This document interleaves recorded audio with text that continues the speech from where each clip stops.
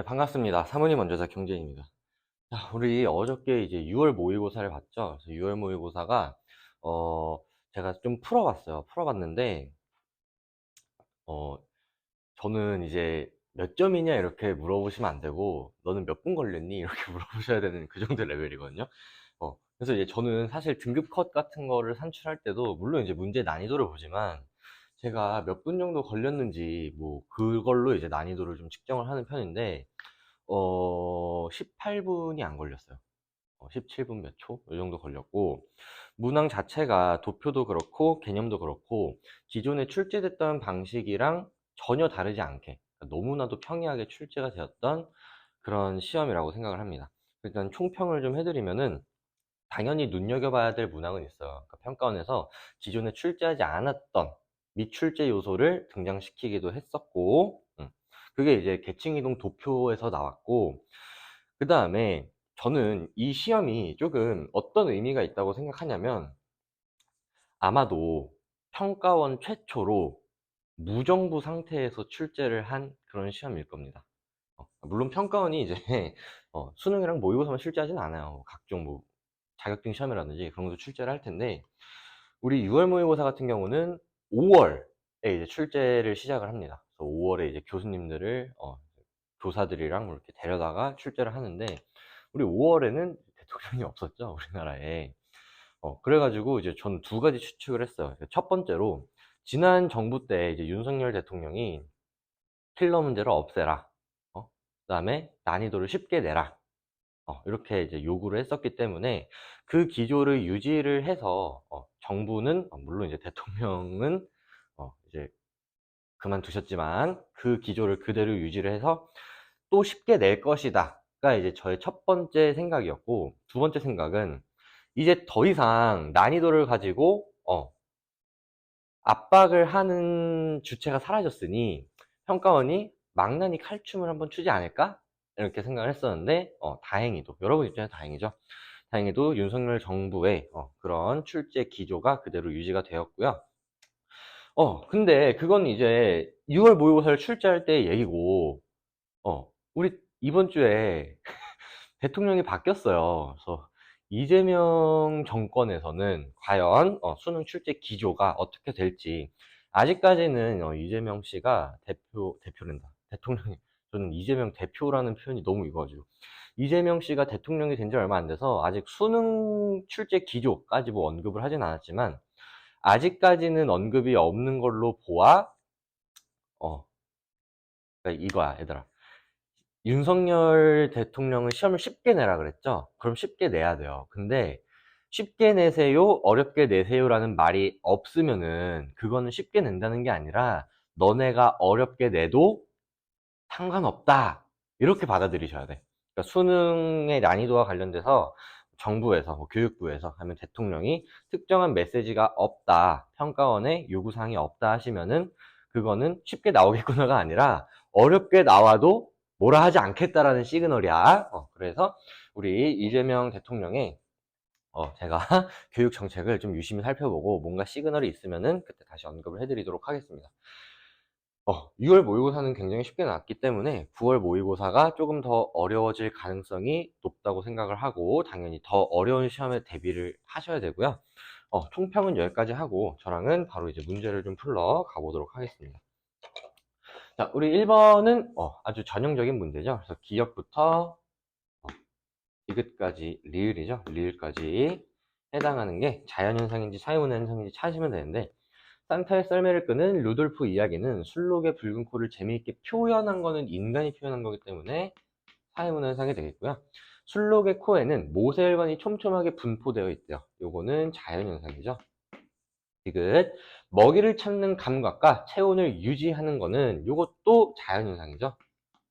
리을, 짝짓기 시기에 상대를 유인하는 신호로 쓰인다고 추측하는 거는 인간의 추측이기 때문에 사회문화현상입니다.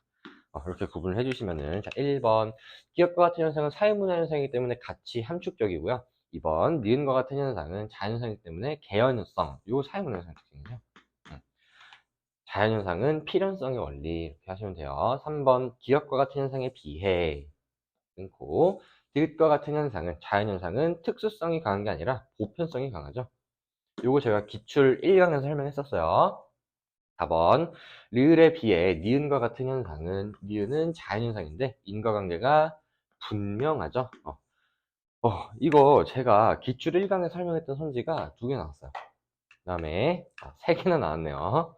경험적 자료를 연구할 수 있는 거는 둘 다라 그랬죠. 그래서 모두 경험적 자료로 연구할 수 있다. 답은 5번입니다. 이렇게 하시면 됐고요. 1번 틀리시면 안 돼요. 1번 틀리면 재수. 자, 2번을 넘어갈게요. 자, 개인과 사회를 바라보는 관점이라서 우리 이런 발문이 나오면은 뭐랑 뭐를 찾아야 된다 그랬어? 사회 명목론이냐 아니면은 사회 실제론이냐, 그거 찾으시면 된다 그랬는데 한번 읽어보겠습니다. 의뢰는 삶에서 일어나는 중요한 변화에 대응해야 할 때 구성원의 결속을 재확인시켜준다. 예컨대 장래는 사회구성원이 애도를 표현하고 유족이 변화된 환경에 적응할 수 있게 도와주는 의미를 지니고, 애도행위는 단순히 개인의 마음에서, 여기서부터 중요하죠. 개인의 마음에서 우러나는 자발적인 행위가 아니라 구성원으로서 마땅히 따라야 할, 여기 정말 중요해요, 사회적 규범에 의한 행위다. 그러니까 인간이 사회적 규범에 의해서 그 규범이 요구하는 대로 행동을 한다는 거기 때문에 얘는 사회 실제론에 해당을 하는 내용이고요.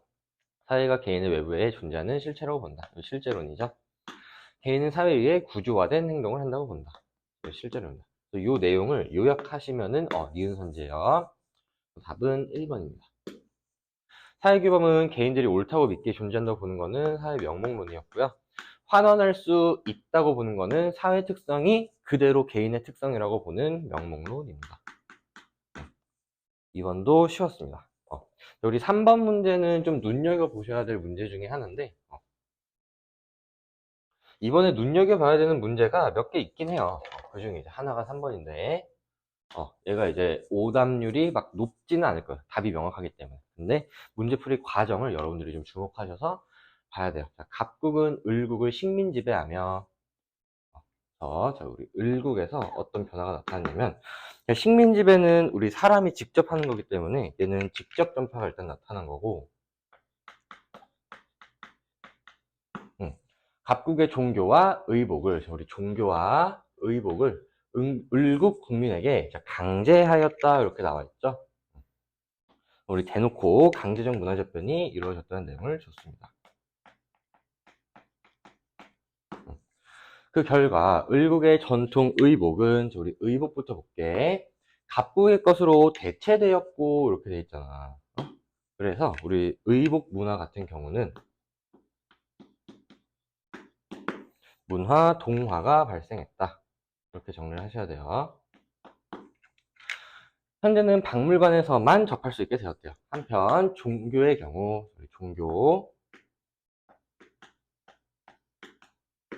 종교의 경우 을국의 문화 복고 운동의 영향으로 을국 전통 종교가 갑국 종교와 결합하여 새로운 종교, 그래서 종교는 지금 문화 융합이 이루어졌구나 라는 것을 파악할 수가 있었습니다. 그 다음에 우리 여기 이제 가에 나타난 내용이고요. 나에 나타난 내용을 보면은, 병국을 침략한 정국은 포로로 잡아온 도공에게 도자기 제작을 강요했대요. 그래서 획득한 병국 도자기 기술. 그래서 일단 정국에서는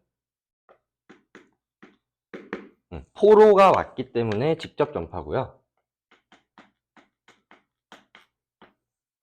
그 다음에 요 강요했다는 내용이 강제적 문화 접변인지를 좀 판단하셔야 되는데, 강제적일까? 이걸 좀 생각을 해보셔야 되는데, 저 우리 강제적 문화 접변이랑 그 다음에 자발적 문화 접변은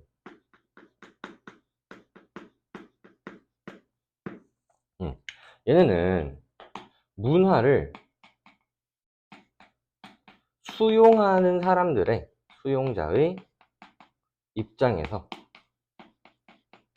판단하셔야 됩니다. 그 다음에 강제적 문화 접변이 되려면은 식민 지배가 항상 강제적 문화 접변을 의미하는 건 아니에요. 그러니까 식민 지배를 했더라도 문화를 수용하는 사람들, 그러니까 식민 지배를 받은 국가가 그 식민 지배를 한 나라의 문화를 그냥 좋아서 수용한 경우도 있어. 그래서 뭐 예를 들면은 이제 우리나라에 이제 가로등을 최초로 세운 게 이제 일제시대인데 그 일본이 세웠어요. 그래서 우리나라는 가로등이 있기 전까지만 해도 이렇게 막 횃불 이렇게 들고 다니고 막 그랬었는데 사람들이 이제 가로등을 하니까 너무 좋은 거야. 그래서 그건 자발적으로 수용한 거죠. 일본이 문화를 전파했더라도 우리나라 사람들이 자발적으로 한 건데 강제적 문화재편이 되려면은 어떤 표현이 있어야 되냐. 그러니까 여 문제에서처럼 강제적으로 아니면은 좀 억압적으로 하거나 아니면은 문화 수용자가 저항하거나 거부를 했으면은 이런 표현 정도는 있어야 강제적 문화재편이 되는 거고 이건 항상 문화 수용자가 강제적으로 그 문화를 수용할 수밖에 없었냐 문화 수용자가 억압적으로 문화를 수용할 수밖에 없었냐 문화 수용자가 해당 문화를 저항하거나 거부했느냐 요거로 판단을 하셔야 되는데 얘네들은 이제 이 나라의 도자기가 이제 마음에 들어가지고 포로로 잡아와가지고 야 도자기 좀 만들어봐 니네 나라 도자기 좀 간지나는데 그거 좀 만들어봐라 이렇게 한 거잖아. 그러면은 문화를 수용하는 전국 사람들 입장에서는 이 문화를 자발적으로 수용한 거죠. 그래서 자발적 문화재편이라고 하셔야 돼요. 사실 전국은 무국의 도자기를 수출했대요. 이제 무국에서는 직접 전파가 나타난 거고 도자기 포장지에는 전국 고유의 독특한 화풍이 담긴 그림이 있었다. 이에 영향을 받은 무국 화가들은 자신들의 화풍에 이를 접목하여 자문화에 타문화를 접목하여 새로운 미술 사조를 탄생시킨 거니까 얘는 자문화 요소 플러스 외래문화 요소가 합쳐져서 제3의 새로운 문화 요소가 나타나는 문화 융합에 해당합니다. 문화 융합. 요걸 이제 얼핏 보면은 이거 자극전파인가? 이렇게 헷갈리실 수가 있어요. 그래서 자극전파랑 그 다음에 문화 융합을 좀 이렇게 설명을 드리면은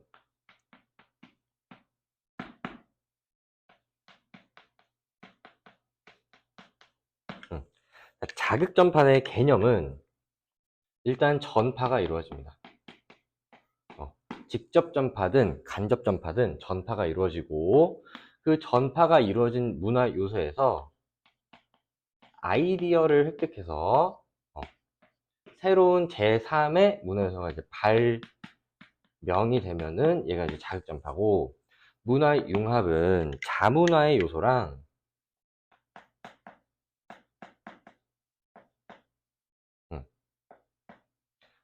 타문화의 요소가 결합해서 제3의 새로운 문화 요소가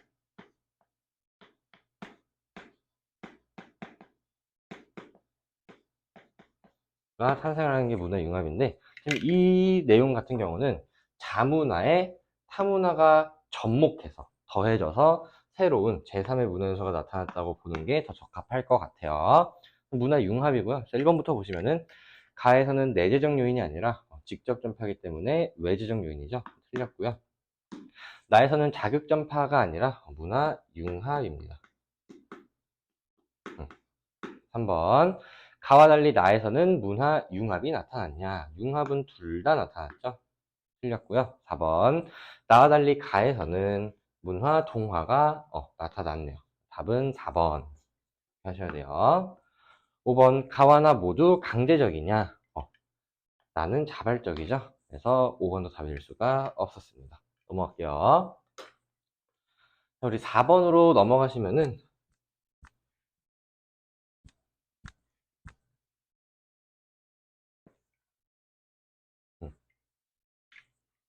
항상 발문을 잘 보셔야 돼. 사회문화 현상을 바라보는 관점. 요거는 기능론, 갈등론, 상상론 찾는 문제가 되겠는데 자, 우리 갑의 의견부터 좀 들어봅시다. 인공지능 기술의 수용 여부는 개인이 부여하는 의미에 달려있대요. 주관적 상황정의, 요거는 상상론이죠. 인공지능 기술은 사회가 그 기술을 필요했기 때문이고 특정 직업을 사라지게도 하지만 새로운 직업과 기회를 창출하여 전체 사회 조화와 균형, 사회의 조화, 안정, 균형 이런 거는 기능론의 주장이죠. 병, 인공지능 기술은 이윤을 추구하는 자본가의 필요, 특정 집단의 필요는 갈등론입니다. 상상론, 기능론, 갈등론. 1번부터 볼게요. 기득권층의 이익을 옹호하는 논리로 이용되는 비판을 받는 것은 기능론이죠. 1번 틀렸고요. 개인의 행동이 상황에 대한 주관적 해석, 이거는 상징적 상호작용이죠. 을 아니고요. 3번. 행위자의 능동성을 강조하는 것은 얘는 미시적 관점이라서 상상론에 해당하고요. 을과 달리 병의 관점은 사회적 갈등을 균형 회복을 위한 일시적 과정이라고 보는 거 기능론입니다. 네, 병은 갈등론이었죠. 5번. 개인에 대한 사회구조의 영향을 간과한다는 비판을 받는 거는 미시적 관점이 상상론인데 갑의 관점은 이렇게 되어 있으니까 답은 5번이네요. 넘어갈게요. 5번은 이제 반문화랑 하위문화가 나왔는데 여러분들이 반문화랑 하위문화를 풀 때 아셔야 되는 거는 반문화는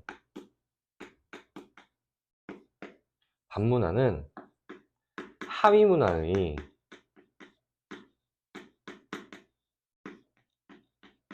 하위 개념이라는 것을 아셔야 됩니다.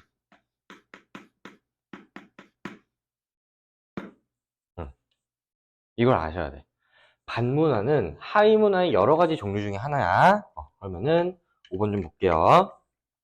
각국의 스케이트보드 문화는 파도 타기를 즐기는 사람들이 바다에서 서핑을 할 수 없을 때 육지에서도 즐길 수 있도록 바퀴 달린 보드를 구하는 것을 비롯했으며 1950년대에 일부 젊은이들 사이에서 유행했대요. 그래서 1950년대에는 얘가 이제 하위 문화였는데 하위 문화 중에서도 이제 굳이 따지면은 얘는 이제 세대 문화에 해당하는 거고 특정 세대들만 형성했으니까 70년대는 공격적인 스케이트보딩을 선보이는 팀이 등장하고 펑크 룩 음악을 결합하여 펑크 록 음악? 록이 아니라 락 아니야? 록이라고도 쓴대요. 기성세대에 대한 저항을 상징하는 밑줄 치셔야 되죠. 기성세대에 대한 저항을 상징하는 스케이트보드 문화가 형성되었대요. 그래서 1970년대에는 얘는 지금 반문화죠. 반문화. 반문화도 하위문화라 그랬어. 스케이트보더들은 공공장소에서 스케이트보딩을 금지하는 정부의 규제와 위험하고 난폭하다는 기성세대의 비판에도 불구하고 지속했는데 90년대 이후 스케이트보드는 대중매체에 의해 소개되며 주목받기 시작했고 스케이트보드 문화는 스케이트보드 패션의 유행, TV 프로그램의 선풍적 인기, 올림픽 정식 종목 채택 등으로 인하여 모든 세대가 즐기는 문화가 되었대요. 그래서 90년대 이후에는 얘가 다시 주류 문화가 되었구나 판단하시면 됩니다. 기억 50년대 반문화가 아니라 하위문화였죠. 70년대는 반문화였는데 반문화는 하위문화이기 때문에 하위문화였다도 맞습니다. 디귿 90년대 이후 대중문화의 상업성을 비판하는 상징으로 여겼다. 이런 내용 없죠.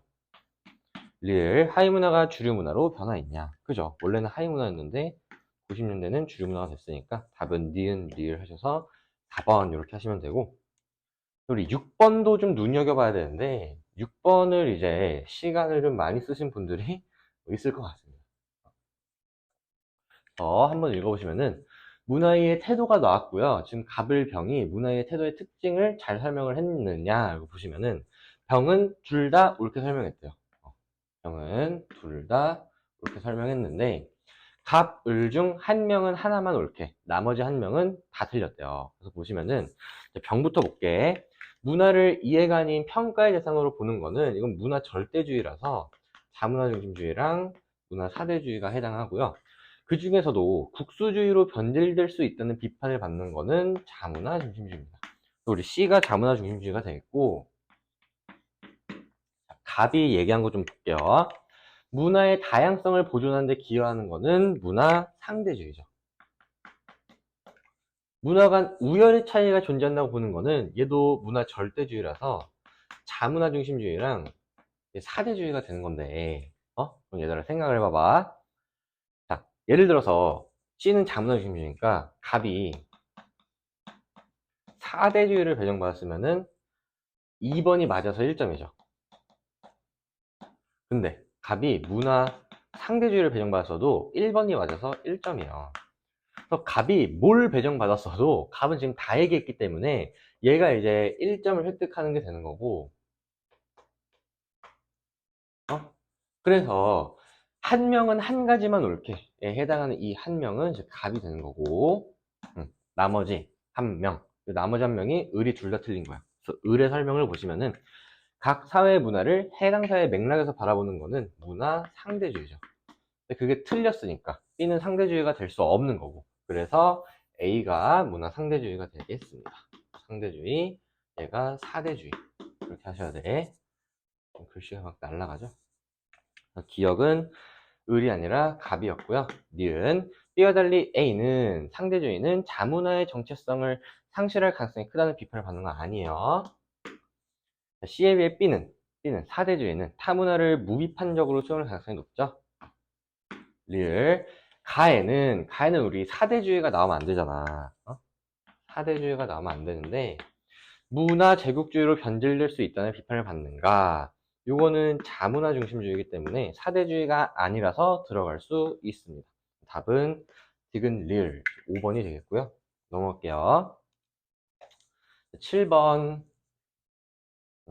7번 요즘 무섭게 생겼잖아. 뭐 하위 25%, 뭐 상위 25%, 뭐 이래가지고 이거 도표인가? 이렇게 생각하지 마시고 얘도 사회 불평등 현상을 바라보는 관점이잖아. 그래서 기능론이랑 갈등론 요거 이제 찾는 거고요. 갑의 의견부터 좀 보시면은 A 직업은 B 직업에 비해 사회에서 중요한 역할을 수행하고 오랜 기간 기술 숙련 요감으로 평균 임금이 높다. 요거는 기능론의 주장이죠. 그다음에 B의 연평균 임금이 A보다 낮은 이유는 사회 지배계층이 자신에게 유리하도록 얘가 갈등론입니다. 1번 갑의 관점은 사회적 희소 자원의 차등 분배로 기존의 사회 불평등 구조가 재생산된다고 보는 것은 갈등론이죠. 2번 을의 관점은 사회적 희소 자원의 균등 분배가 인재를 적재적소에 배치하는 데 어려움을 초래한다고 보는 게 아니라 균등 분배가 아니라 무슨 분배야? 차등 분배죠. 3번 갑과 달리 을은 사회 불평등이 불가피한 현상이라고 본다. 이거는 기능론이죠. 을과 달리 갑은 개인의 귀속적 요인, 우리 귀속적 요인을 중시하는 거는 갈등론이었어요. 응? 갑은 기능론이 틀린 거고. 5번 을과 달리 갑의 관점은 기능론은 사회적 희소가치 자원의 분배 기준을 사회 전체가 합의, 이게 이제 기능론이죠. 답은 5번 이렇게 하시면 돼요. 8번으로 넘어갈게요.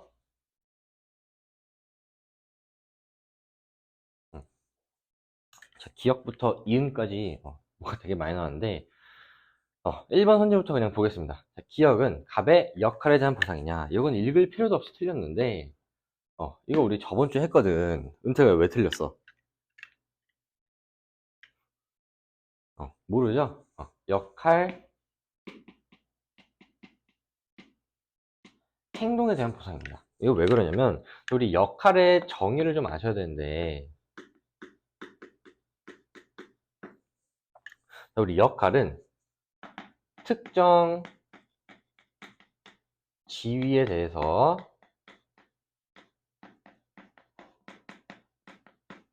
주변인들이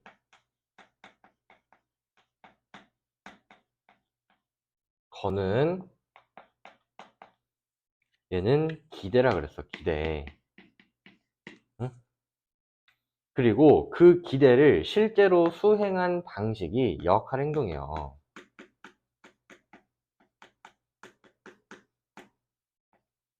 얘가 이제 실제 행동 방식이다.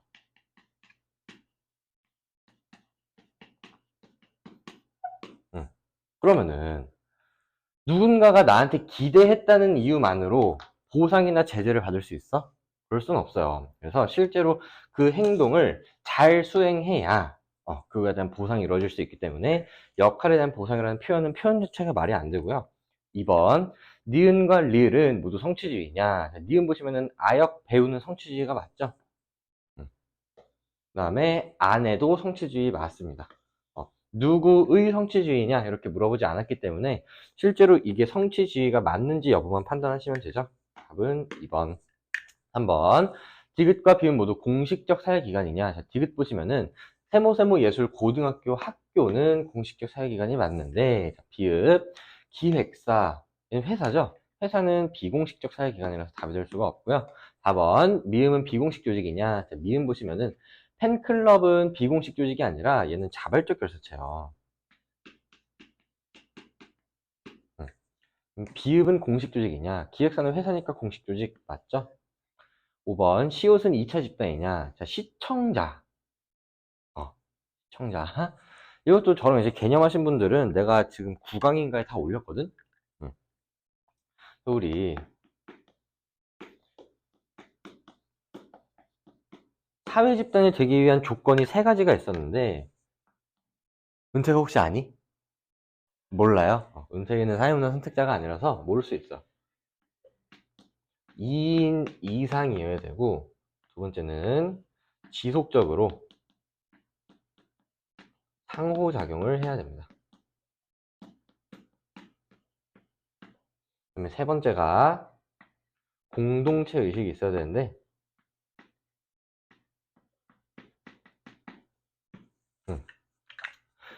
시청자가 상호작용을 하냐? 시청자가 그냥 집에서 TV 보면서 막 옆집 아저씨도 막 이거 보는데 막 서로 상호작용해요? 그러지 않아요. 얘는 사회집단이 아니에요. 시청자는 사회집단이 아니에요. 가족은 1차 집단이죠. 저랑 은택이는 될 수 없는 1차 집단. 답은 2번이었고요. 저는 이제 오늘도 12시부터 4시까지 이제 수업이 있었고, 그래서 수지에 가가지고 수업을 하고, 이제 오늘 다시 학교로 와가지고 지금 6시부터 촬영을 하고 있는데, 밥을 못 먹었어요. 그래서 목요일은 항상 밥 먹을 시간이 없거든. 그래서 이제 이거 촬영하기 전에 은택이 밥 사주려고 전화를 했거든. 은택이가 잤어요 이러는 거야. 어? 왜요? 이래가지고 밥 먹자 그랬더니 저 밥 먹은 지 얼마 안 됐는데 이래가지고 저는 또 혼밥을 못해요. 그래서 저는 굶었습니다. 불쌍하죠? 9번. 얘는 세트형 문항이 나왔는데 사회 연구 방법론 문제가 나왔죠. 연구자 갑은 고령층이 이제 모집단이 되겠고, 인간관계와 디지털기기 활용 교육을 연구 주제로 선정하고 관련 연구를 검토했대요. 관련 연구를 검토하였다 밑줄 치시고, 얘는 문헌연구법이고 2차 자료를 수집한 거죠. 갑은 디지털기기 활용 교육이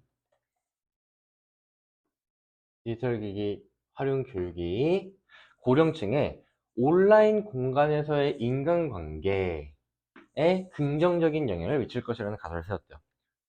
얘가 지금 독립변이, 얘가 종속변이 되겠고, 가설을 설정했기 때문에 일단 양적 연구고요. 갑은 65세 이상 고령층 남녀 1000명을 연구 대상자로 무작위로 설정했대요. 그래서 얘가 표본 집단이 되겠습니다. 그 다음에 설문조사를 실시했기 때문에 갑은 양적 연구인데 그 중에서도 질문지법, 질법이 아니라 질문지법이죠.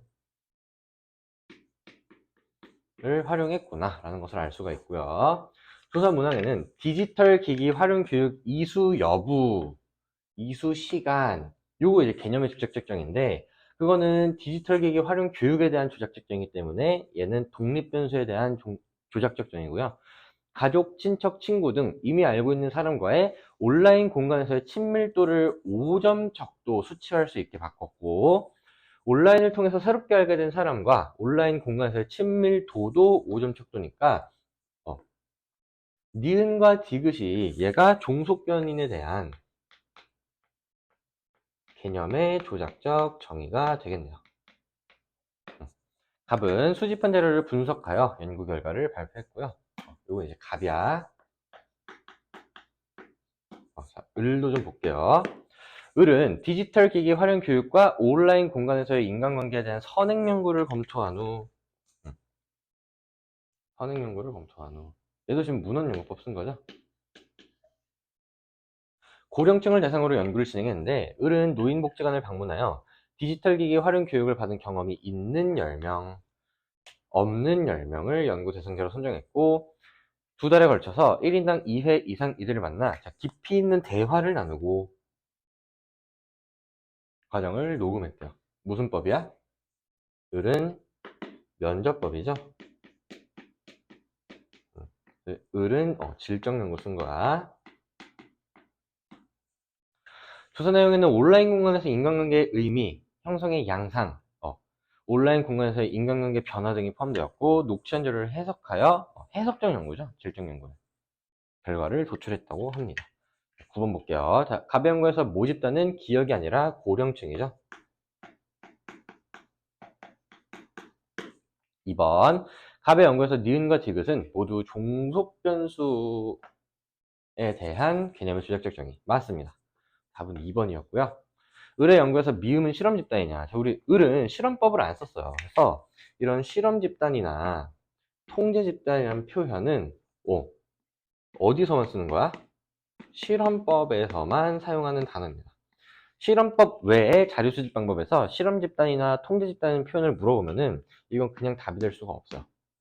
4번 갑의 연구에서 리을 단계는 자료 분석 단계인데 가치 개입이 허용되지 않죠. 엄격한 가치 중립이 요구되고요. 녹취한 자료를 해석하는 과정에서도 가치 중립이 요구됩니다. 5번 갑과 달리 을의 연구는 지금 질적 연구 때문에 방법론적 이원론을 전제한 거죠. 그래서 9번의 답은 2번이었고요. 10번으로 넘어가시면은 옳은 설명 고르라 그랬는데, 자, 갑과 달리 을은 기존 연구 동향 파악에 유리한 자료 수집 방법, 문헌연구법이죠. 문헌연구법은 둘 다 사용했고요. 2번 갑과 달리 을은 표준화된 도구의 사용이 필수적인 자료 수집 방법. 요거 양적 연구인데 을은 질적 연구죠. 3번 연구 대상자의 반응에 유연한 대처가 용이한 자료 수집 방법은 요거는 질적 연구가 아니라 그랬어. 요거 하나밖에 없어요. 면접법이에요. 응? 근데 갑은 질문지법 썼죠? 틀렸고요. 4번 실제성이 높은 생생한 자료를 확보하기 용이한 자료 수집 방법은 참여관찰법입니다. 둘 다 사용하지 않았고요. 답은 5번인데 주관적 인식을 파악할 수 있냐? 요거는 모든 자료 수집 방법의 특징이라고 제가 설명드렸어요. 그래서 사실 이 연구를 보지 않아도 답을 찾을 수 있어. 이게 너무 뻔한 답이에요. 10번의 답은 5번이었고요. 우리 11번으로 넘어갈게. 이거는 그냥 상식이 있니? 이렇게 물어보는 문제인데, 자료 1에서 3은 전 지구적 수준의 문제를 해결하기 위해요. 어쩌고 저쩌고가 필요하다는 것을 공통적으로, 그래서 우리 자료 1부터 자료 3까지 공통적으로 주장하는 바가 뭔지를 좀 살펴볼게요. 은택이 한번 풀어봐. 풀 수 있어요. 자료 1. 정치적, 사회적 불안정으로 인해 세계 곳곳에서 벌어지는 전쟁과 테러의 위협을 후손에게 고스란히 넘겨줘야 하는 비극적 상황에 처해 있다. 자료 2. 무한할 것 같았던 에너지 자원은 미래에도 우리 사회가 현재의 경제 성장 수준을 유지할 수 있을지 걱정스러울 정도로 얼마 남지 않았다. 자료 3.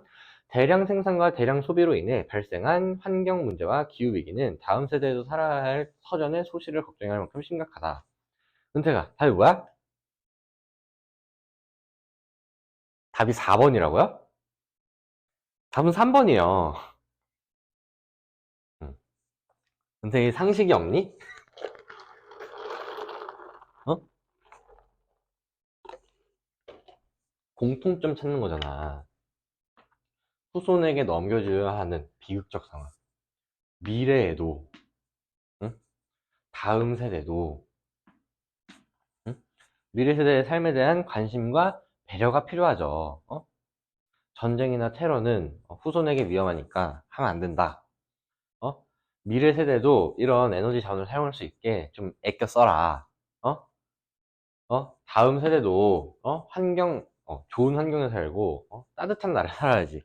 덥고 춥고 이러면 살 수가 없잖아. 다음 3번이요. 응? 제가 알겠죠? 자, 그 다음에 우리 계층이동 도표 얘는 유심히 보셔야 됩니다. 그 다음에 얘는 미출제 요소가 등장을 했는데 이게 사실 평가원에서나 미출제지 우리 교육형이나 사설 모의고사에서는 엄청 많이 등장했었어요. 보시면은 각국의 계층은 A, B, C로 구분되며 A, B, C는 각각 상중하 중 하나인데 A에서 B로의 수직 이동과 A에서 B로의 수직 이동과 A에서 C로의 수직 이동 방향이 같대요. 그 다음에 이게 진짜 중요하죠. 상승 이동을 통해 B에 진입한 사람은 존재할 수 없다. 이거 제가 저랑 수특하신 분들은 그냥 바로 판단할 수 있어. 이거 제가 상승 이동의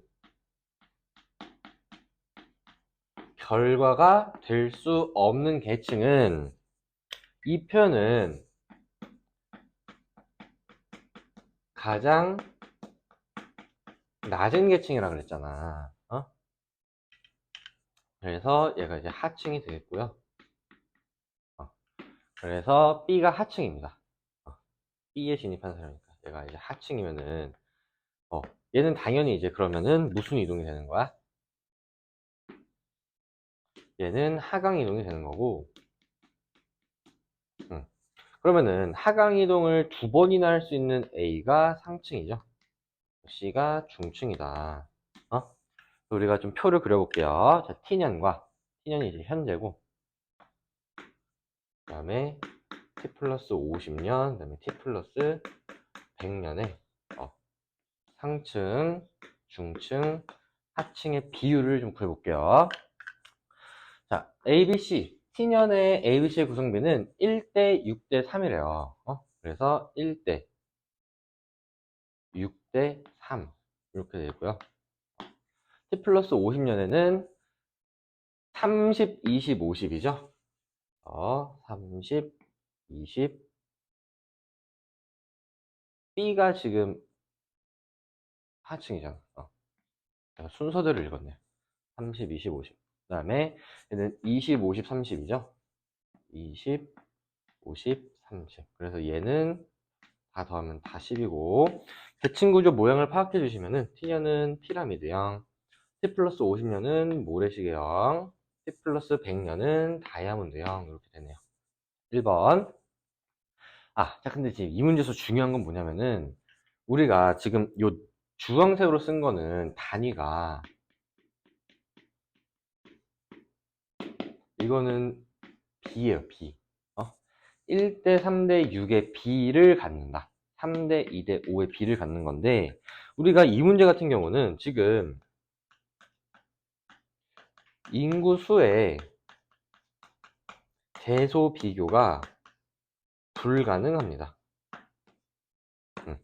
우리 T년 T 플러스 50면 T 플러스 100년에 전체 인구수가 동일하다든지 아니면은 뭐 특정 계층의 뭐 인구수가 서로 어떻게 관련이 있다는 그런 내용이 없기 때문에 인구수의 대소 비교는 불가능하다는 걸 여러분들이 파악을 하셨어야 돼. 1번 T년의 중층 인구 비율은 T년의 중층 인구 비율 3이죠. 3. 하층 인구 비율 6의 2분의 1배죠. 2번 T 플러스 50년의 계층 구조는 모래시계형. 3번 상층 인구 대비 하층 인구의 비. 우리 T년부터 구해볼게요. 자, T년의 상분의 하는 1분의 6이죠. 6. T년보다 T 플러스 100년은 상분의 하가 2분의 3이죠.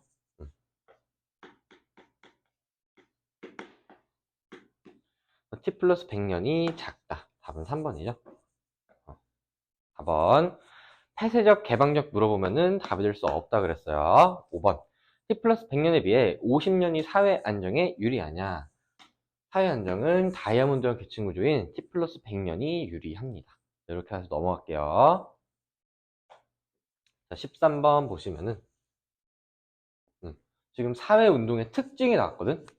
근데 이것도 개념을 모르셔도 풀 수 있어. 은택이한테 다시 한번 기회를 줄게. 사회운동의 문제의 원인과 해결 방안에 대해 일반화된 믿음 없이 산발적으로 나타나는 집단 행동에서 비롯한대요.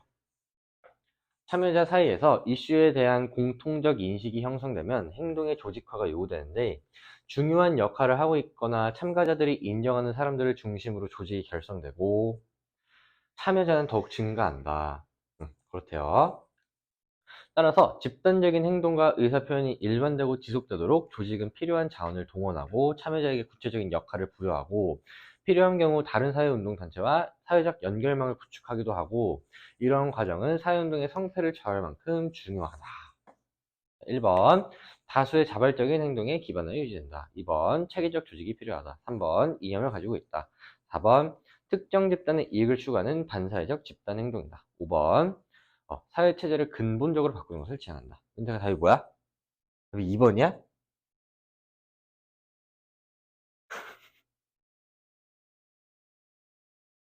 2번이에요. 지금 여기 계속 조직이 결성되고, 이 조직은 이 집단 행동이 지속되도록 필요한 자원을 동원하고 구체적인 역할을 부여하고 다른 단체와 연결해야 되고, 뭐 이런 지금 단체 역할이 계속 강조돼서 나오고 있고요. 목표 활동을 정당한 이념을 가지고 있는 건 사회운동의 조건 중에 하나고요. 특정 집단의 이익을 추구하는 반사회적 집단 행동이다. 이런 내용은 없어요. 그 다음에 현재의 사회체제를 근본적으로 바꾸는 것을 지향하는 것은 얘는 혁명적 사회운동이었죠. 너무 쉬웠기 때문에 넘어가겠습니다. 우리 14번으로 넘어갈게요. 14번도 별로 어렵지 않은데, A부터 C까지 각각 어떤 일탈 이론인지 한번 찾아볼게요. 새로운 기술의 등장으로 사회 변화가 매우 빠르게 진행되어 온라인 공간에서 활동에 대한, 자, 밑줄 치세요. 규범이 정립되지 않았다. 얘는 뒤르케메 아논이죠. B. 온라인 공간에서는 경미한 일탈조차 수많은 사람들의 비난의 대상이 되었고 부정적 평가를 내면화했대요. 얘가 낙인 이론이죠. C. 온라인 범죄를 반복적으로 저지르고 있는 친구들과 자주 어울리면서 온라인 공간에서의 일탈을 정당화하는 태도를 학습 동그라미. 자, 우리 학습은 차교론의 키워드였죠. 차교론만 쓸 수 있는 표현이에요. 1번부터 보시면은 A는 목표를 달성할 수 있는 수단의 확대를 강조하는 거는 얘는 머트 나눔이었어. 자, B는 낙인은 2차적 일탈이 발생하는 과정에 주목하는 거 맞습니다. 답은 2번이고요. 차별적인 제재를 최소화하면 일탈 행동을 줄일 수 있다고 보는 거는 낙인 이론이죠. 객관적 기준에 의해 일탈 행동을 규정할 수 있다고 보는 거는 낙인 빼고 다였죠. B가 낙인이라서 답이 될 수가 없고요. 5번. 타인과의 상호작용을 통해 일탈자가 되어가는 과정에 주목하는 것은 얘는 차교론과 낙인 이론의 특징이었습니다. 근데 A는 뒤르킴의 양론이기 때문에 답이 될 수가 없었네요. 자, 그 다음에 이제 오답률이 제일 높을 것으로 예상되는 문제가 당연히 15번이랑 20번인데 그 중에 하나고, 사회보장제도인데 너무너무 평이하게 나왔어요. 그냥 기존에 나오던 대로 벤 다이어그램을 그려서 푸는 문제가 나왔고요.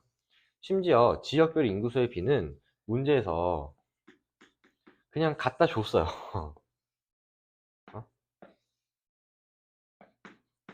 우리가 이 벤 다이어그램을 채우면 되는데, 제가 항상 강조하는 거는 중복수급자 먼저 체크해라. 그 다음에 A랑 B를 볼게요. 선별적 복지의 성격이 강한 제도가 부조죠. 그래서 A가 이제 보험이 되겠고, 여기다가 이제 보험 부조 순서로 제가 좀 쓰겠습니다. 보험 부조 순서로. 자, 그러면 중복수급자 비율부터 체크해 주시면은 가지역은 8이죠. 8, 나지역은 15 이렇게 되는 거고, 자, 비수급자 비율은 벤 다이어그램 밖에다가 이렇게 그려줄게요. 그 다음에 자료 2는 각국의 지역별 수급자 현황의 일부이고 A 수급자 수 대비, 여기서부터 중요해요. A 수급자 수 대비 중복 수급자의 비율은 가지역이 11. 그러면은 우리가 요거는 지금 스킬 1번 쓰는 건데, 스킬 1번이 뭐였지? 대답할 사람이 없네요. 스킬 1번은 지수를 분수로 바꾸는 거거든? 그러면은, 자, 이 표현을 우리가 분수로 바꿔주시면은, A 수급자 분의 중복 수급자가 되는 거잖아. 그죠? 자, 그러면은, 가지역이 10이래. 그러면은, A 수급자는 보험 수급자죠? 그러면은, 자, 보험 수급자 분의 중복 수급자가 8인데, 그게 10%면 10분의 1이죠. 응? 그러면은, 은퇴가 보험, 여기에 해당하는 수치가 몇이어야 돼? 80이죠. 그럼 보험 수급자가 총 80명인데 그 중에 중복 수급자가 8명이니까 보험만 수급받는 사람은 총 몇 명이야? 72죠. 그 다음에 또 중요한 거, 우리 각 수급자 수랑 비수급자까지 다 더하면은 그게 전체 인구잖아. 그러면은 여기 나와 있는 수치를 다 더하면 지금 몇이야? 80에 18이니까 98이죠. 그럼 나머지 2가 부조만 수급받는 사람이겠구나. 이렇게 해서 채우셨어야 돼. 그럼 마찬가지로 우리 나지역도 보시면은 나지역에 지금 보험 수급자분의 중복 수급자 15가 이번에는 그 비율이 20%래요. 20%는 5분의 1이죠. 그러면은 은퇴가 이번에는 보험에 해당하는 수치가 몇이어야 돼? 75인데 이미 15가 보험을 받고 있다고 했기 때문에 나머지 보험만 수급받는 인구는 60이 되는 거고, 다 더해서 100이 돼야 되는데 이거 지금 80에 95니까 부조만 수급받는 사람은 5 이렇게 하시면 되고, 그러면은 이게 끝이야? 자, 내가 지금 여기다가 주황색으로 쓴 거는 얘는 수급자 비율이죠. 수급자 비율인데 여기다가 지역별 인구수의 비를 곱해야지 우리가 결국에는 찾고 싶은 게 수급자 수잖아. 그러면은 우리가 지금 얘는 벤 다이어그램을 찾아서 그린 거고, 지역별 인구수의 비를 또 찾아주셔야 되는데 여기 나와 있어. 가지역 인구는 나지역 인구의 2배래. 그러면은 지역별 인구수의 비가 2대 1이죠. 그래서 우리 가지역 전체에다가 곱하기 2를 해주셔야지 인구수의 대소 비교가 가능해집니다. 1번 기역은 우리 보험의 특징이 들어가셔야 되는데 소득지분배 효과가 있는가? 얘는 보험이랑 부조의 공통점이죠. 틀렸고요. 2번 A와 달리 B는 상호부조의 원리. 자, 우리 상호부조의 원리는 사회보험의 특징이었어요. 3번 B 수급자 수는, 우리 B는 부조 수급자죠. 부조 수급자 수는 나지역이 지금 15 더하기 5 하시면은 20명이고요. 가지역은 8 더하기 2 하면 10인데 우리가 인구수는 곱하기 2를 해주셨어야 되니까 가지역도 20명이라 같습니다. 근데 여기 보이니? 4번 강제가입의 원칙이 적용되는 제도 보험이죠. 보험의 수급자, 이번에는 비율을 물어본 거야. 비율. 자, 가지역은 보험의 수급자 비율이 72 더하기 8 하시면은 80이죠. 나지역은 60 더하기 15 하면은 75라서 75보다 높다라고 해주셔야 되고, 답은 5번입니다. 사후 처방력 성격이 강한 제도, 얘는 부조죠. 부조의 수급자, 이번에도 비율을 물어봤는데 나지역은 부조수급자 비율이 15 더하기 5 하시면 20이고요. 걔는 가지역 8 더하기 2 하시면은 10의 2배, 20과 같네요. 답은 5번. 너무너무 쉬웠어요. 16번 풀면서 좀 어이가 없었는데, 어. 근데 진짜 레전드로 어이가 없었어요. 왜 그러냐면, 이거를 나 왜 줬는지 모르겠어. 사회변동 이론, 진화론과 순환론 중에 하나래. 어? 그거 뭐 어쩌라고? 어? A가 뭔지 B가 뭔지 물어보는 게 없어요. 왜 찾으라 그런 거지? 어. 그래서 좀 어이가 없었다. 그래도 한번 찾아볼게요. 찾아보라니까. 자, A. 사회는 지속적으로 진보하는 것이 아니라 주기적으로 동그라미. 얘는 누구의 키워드였지? 순환론의 키워드였죠? 그 다음에 사회가 단계적으로 변동하며 모든 단계는 이전보다 복잡하고 분화된 것이라고 보는 게 진화론이었는데 뭐 어쩌라는 건지는 모르겠어요. 그래서 일관되게 응답한 사람, 우리가 순환론의 입장과 진화론의 입장에서 대답을 한번 해보겠습니다. 서구 중심적인 사고라는 비판을 받는 것은 진화론만 해당하고요. 운명론적 시각에서 사회변동을 설명하는 것은 순환론만 해당하죠. 그 다음에 사회가 일정한 방향으로 변동한다. 일정한 방향은 진화론에만 해당하죠. 그 다음에 흥망성쇠를 거듭한 국가의 사례를 설명하기 적합한 것은 순환론에만 해당합니다. XOXO라고 대답하든가 아니면은 OXOX라고 대답하는 답이 정답이네요. 내가 옛날에도 이거 한번 얘기했는데 이렇게 뭐 일관되게 설명하는 거 뭐 OXOX 이런 문제 나오면은 답이 항상 1번이에요. 왜 그런지 모르겠어. 응. 답이 항상 1번이고 거의 90%가 그래요. 마더송 풀면서 진짜 왠지 한번 보세요. 나는 그냥 이 문제를 처음 보자마자 얘도 1번이겠구나 이러고 이제 풀었어요. 응. 물론 수능에서 그렇게 하시면 안 되죠. 그냥 결과론적인 얘기고 좀 재밌게 공부를 하다가 이런 문제 나오면 좀 재밌게 풀어보라고 제가 드리는 얘기고. 7번 빈곤이 나왔는데 빈곤도 굉장히 쉽게 나왔죠. 한번 읽어보시고 저는 마지막 질문 볼게요. 사회 구성원이 보편적으로 누리는 생활 수준을 유지하는 데 필요한 자원이 부족한 상태로 보아야 한대요. 그래서 얘는 상대적 빈곤을 의미하는 거고, 상대적 빈곤은 소득 수준이 높은 국가에도 나타날 수 있죠. 그 다음에 경제가 성장할수록, 우리 경제가 성장할수록 무슨 일이 벌어지냐면 임금이 상승합니다. 그렇지 않을까? 제가 2015년도에 최저임금이 얼마인지 알아?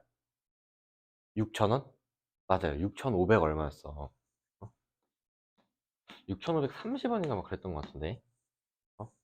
은퇴기는 지금 시간당 얼마 받아? 어. 만 30원 받죠. 이게 이제 2015년도고, 이게 지금 25년도. 그러면 우리나라 경제가 성장했잖아. 우리나라 경제가 많이 성장했거든요. 그만큼 임금도 상승한 거야. 그러면은 우리 상대적 빈곤은 규정하는 기준이 중위소득의 50%잖아. 그죠? 어. 중위소득이라는 거는 사람들의 소득을 1등부터 꼴등까지 쭉 줄 세워서 그 가운데 값에 해당하는 사람의 소득이 중위소득인데, 그러면은 2015년도에 우리나라 사람들의 중위소득과 지금 중위소득 중에 뭐가 더 높겠니? 우리나라가 높겠죠. 그다음에 그냥 뭐 꼭 우리나라로 설명을 안 들어도 뭐 예를 들면은 뭐 아프가니스탄의 중위소득과 우리나라의 중위소득 중에 어느 나라가 높겠니? 우리나라가 높겠죠. 우리나라랑 미국의 중위소득 중에 당연히 미국이 높겠죠. 어? 그래서 기준 금액이 높아지는 경향이 있습니다. 니은 틀렸어요. 자, 니은 선지는 처음 보는 선지예요. 그동안 출제가 된 적이 없고요. 디귿. 사회구성원의 소득 분포를 고려하는 개념이죠. 그래서 답은 1번입니다. 넘어갈게요. 너 근데 오늘 왜 하루 종일 서 있니?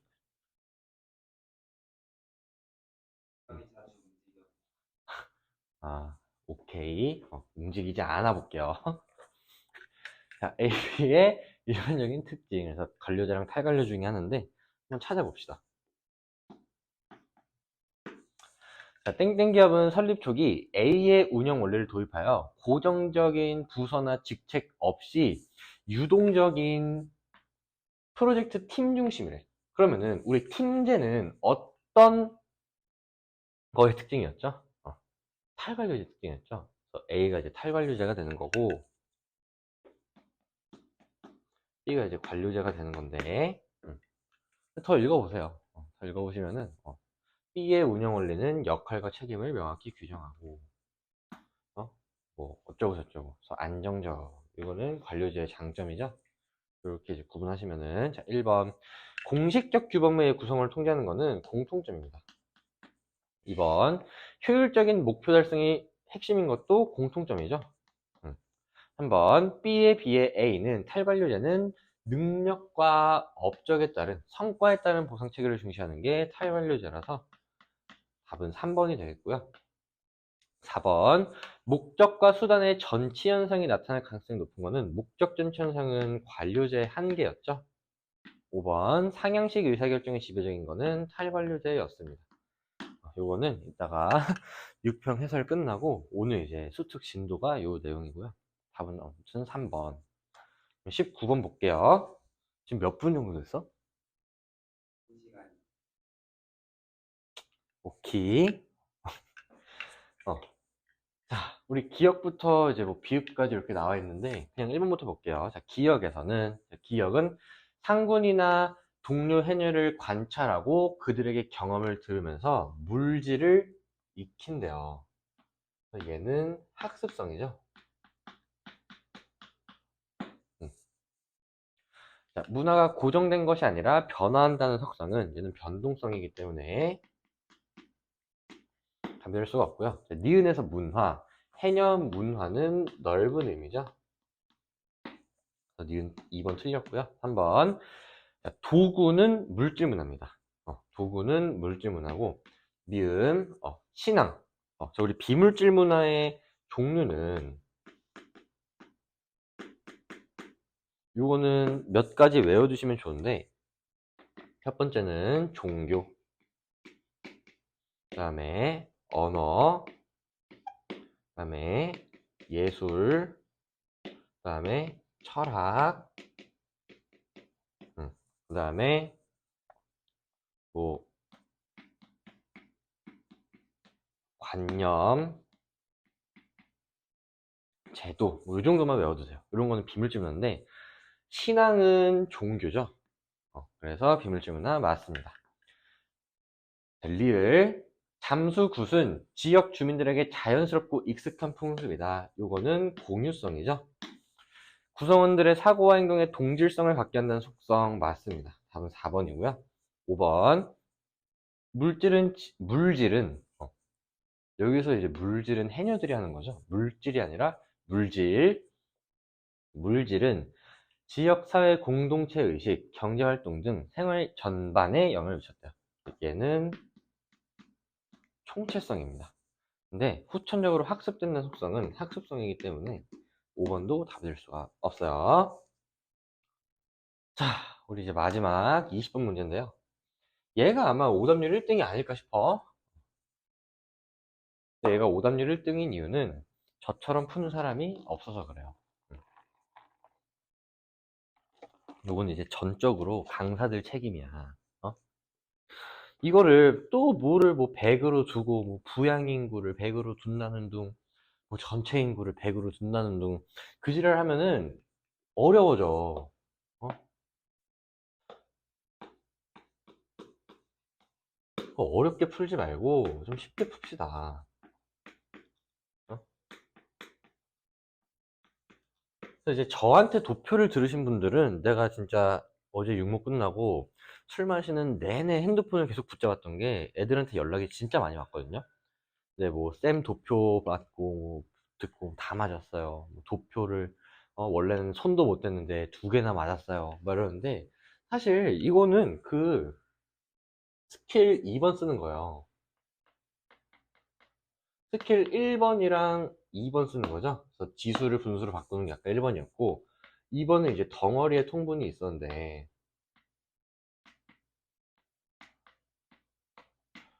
요것만 알면은 풀 수가 있습니다.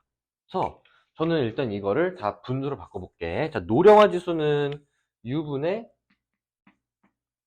노죠. 유소년 부양비는 부분의 U예요. 그래서 여기 해당하는 수치를 다 분수로 바꿀 거야. 얘는 2분의 1이고요. 100은 1분의 1, 2분의 1, 1분의 1 이렇게 바꾸고 250은 2분의 3이죠. 40은 5분의 2고요. 25는 4분의 1, 80은 5분의 4 이렇게 바꿨어. 자, 그 다음에 다시 여기로 돌아오셔서 요 네 가지 덩어리 중에 겹치는 게 지금 뭐야? U죠. 그러면은 여기에 해당하는 그 덩어리의 수치를 같게 맞춰주시면 돼요. 그리고 통분을 해주시면 되는데 2고 1이니까 이 1분의 1을 2분의 2로 바꿀게. 괜찮죠? 얘도 마찬가지죠. 2분의 2로 바꿀게요. 얘는 이미 2이고요. 4, 4니까 됐네요. 그러면은 우리가 유분호 총의 인구수의 비를 그냥 걷다가 쓰는 거야. 응? 그러면은 U가 2고 부가 2고 노가 1이죠.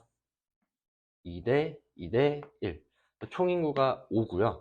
을도 똑같죠. 그래서 2, 2, 1, 5 이렇게 푸시면 되고 자, 갑국 t 플러스 100년 보시면은 U가 2고 부가 5예요. 2대 5대 3 이렇게 해서 총 10이고요. 얘는 4대 5대 1이죠. 4대 5대 1 해서 10 이렇게 해준 다음에 이게 끝이 아니라 이제 조건에 맞춰서 우리가 인구수의 값을 그냥 세팅만 해주면 돼요. 한번 볼게요. 갑국의 t 플러스 100년 전체 인구와 얘랑 을국의 t년 전체 인구가 동일하대. 그러면은 5랑 10을 같게 맞춰주기 위해서 우리가 을국 t년에 곱하기 2를 해주면은 10, 10으로 같아지죠. 그 다음에 을국에서 t 플러스 100년의 전체 인구는 t년의 2배래.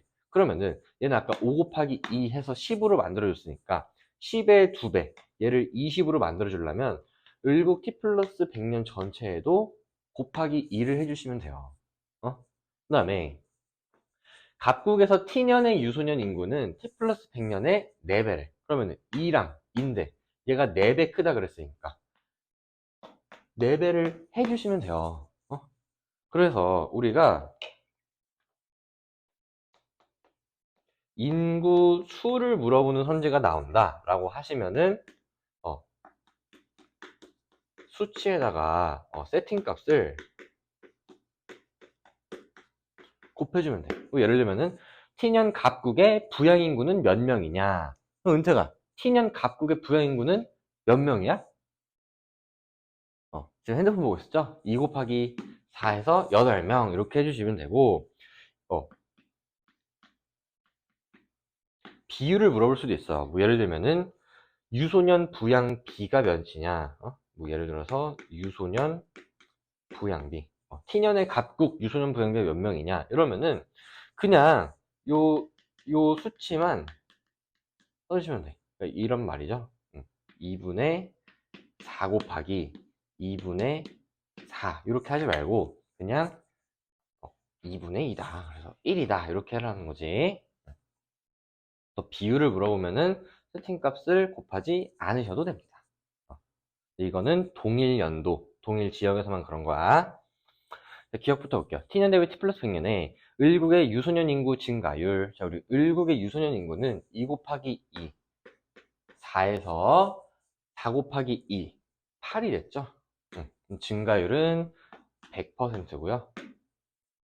니은 t년의 노인 인구는 자, t년의 노인 인구는 갑국은 지금 1 곱하기 4죠. 을국은 1 곱하기 2죠. 을국의 2배 맞고요. t 플러스 100년의 노인 인구는 갑국은 지금 3이죠. 을국은 1 곱하기 2니까 2의 1.5배 하시면은 얘가 3 맞네요. 니은 답이 될 수 있고요. 디귿. 기억에 따르면, 자, 우리 연구 결과 봤더니, 부양인구가 감소할수록 경제 성장 동력은 약화되며, 노년 부양비가 커질수록 갈등이 심해진다 그랬는데, 자, 세대 간 갈등이 심해지네요. 갑국은. 그럼 갑국의 노년 부양비 구해보시면은, 2분의 1에서 5분의 3이 됐죠. 그러면 누가 커? 5분의 3이 크잖아. 그러면 세대 간 갈등이 심해지죠. 답은 3번입니다. 4번. 기억에 따르면 을곡은 t년에 비해 t 플러스 100년에 경제 성장 동력이 약화되냐? 요거 이제 다르게 말하면은 부양인구가 감소하냐 물어본 거거든. 그러면 을곡의 t년 부양인구는 4명이었는데 t 플러스 100년은 몇 명이 됐어? 10명이 됐죠? 그래서 경제 성장 동력이 약화되는 게 아니라 강화되겠네요. 답은 니은 디귿 3번 이렇게 하시면 되고요. 끝났네요. 사실 제가 최초 공개를 너무너무 하고 싶었는데 항상 이제 내가 최초 공개였거든. 근데 이제 아무래도 저는 전업 강사가 아니다 보니까 지금 어저께 밤에 어떤 선생님이 이제 기습으로 하나를 올렸더라고. 저기 러셀에 계신 분 같은데 제가 최초 공개를 못해서 미안합니다. 저희 학생들 기다리고 있었을 텐데 저도 전업 강사면은 최초 공개를 했을 거예요. 근데 저는 학교를 다녀야 되기 때문에 최초 공개는 못했고요. 물론 이제 제 설명이 더 훌륭하기 때문에 준비하는데 시간이 걸렸다 이렇게 생각을 해주시면 좋을 것 같고 7월 모의고사도 제가 빠르게 업로드를 해보도록 하겠습니다. 네, 그러면은 들으시느라 고생 많으셨고 저랑은 칠모 해설에서 보거나 아니면은 제 커리큘럼 원래 커리큘럼에서 만나도록 할게요.